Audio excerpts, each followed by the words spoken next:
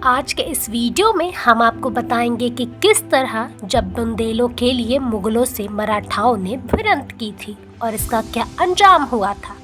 अगर आज भी मराठाओं और बुंदेलों के रिश्तों की चर्चा होती है तो लोग बड़े ही शौक से उनकी कहानियां सुनते हैं। हम बात कर रहे हैं उस युद्ध की जो बुंदेलखंड के जैतपुर में लड़ा गया था। राजा छत्रसाल मुगलों के खिलाफ काफी लंबे समय से युद्ध लड़ने के बाद हार के दरवाजे पर खड़े थे और पेशवा बाजीराव उनकी आखिरी उम्मीद थे। तब जाकर छत्रसाल ने पेशवा बाजीराव को पत्र लिखा जो कि बुंदेली भाषा में लिखा गया था। इस पत्र में उन्होंने साफ लिखा था कि अब बुंदेल वंश की बाजी धीरे धीरे हमारे हाथ से निकल रही है। अब बस बाजीराव ही हमारी लाज बचा सकते हैं। राजा छत्रसाल ने जब यह खत लिखा था उस वक्त उनकी उम्र 79 साल थी। उन्होंने अपने 5 दशक लंबे शासन काल में एक बहुत बड़ा साम्राज्य खड़ा किया था और इसके लिए उन्हें किसी की आवश्यकता नहीं पड़ी। इतना बड़ा साम्राज्य उन्होंने बिना किसी की सहायता के खड़ा किया था। पिता होने के नाते चंपत राय की विरासत छत्रसाल को मिलनी चाहिए थी, लेकिन ऐसा नहीं हो पाया। जब छत्रसाल 12 साल के थे तो उनके पिता के साथ साथियों ने मुगल शहंशाह औरंगजेब के साथ मिलकर विश्वासघात किया और इस विश्वासघात में उन्हें इतनी चोट पहुंचाई कि उन्होंने अपनी पत्नी के साथ आत्महत्या कर ली। उस वक्त छत्रसाल की उम्र काफी ज्यादा छोटी थी।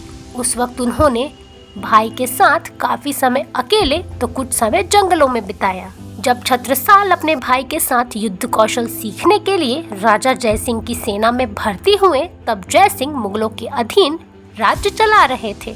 उस वक्त औरंगजेब ने जयसिंह को दक्षिण फतह कर लाने का काम सौंपा और जयसिंह ने अपने सिपाही छत्रसाल को उस युद्ध में मौका दिया और बीजापुर युद्ध में छत्रसाल ने अपनी वीरता दिखाई। इसके बाद छिंदवाड़ा में हुए युद्ध में गोंड के राजा को उन्होंने हराया, लेकिन धीरे धीरे मुगलों की तरफ से लड़ना छत्रसाल के लिए परेशानी बनने लगा और अपने पिता का दुखद इतिहास उनके मन में भी आने लगा। 1668 में मुगल सेना छोड़ छत्रसाल छत्रपति शिवाजी के पास चले गए और मराठाओं की सेना के साथ रहकर मुगलों से वह लड़ना चाहते थे।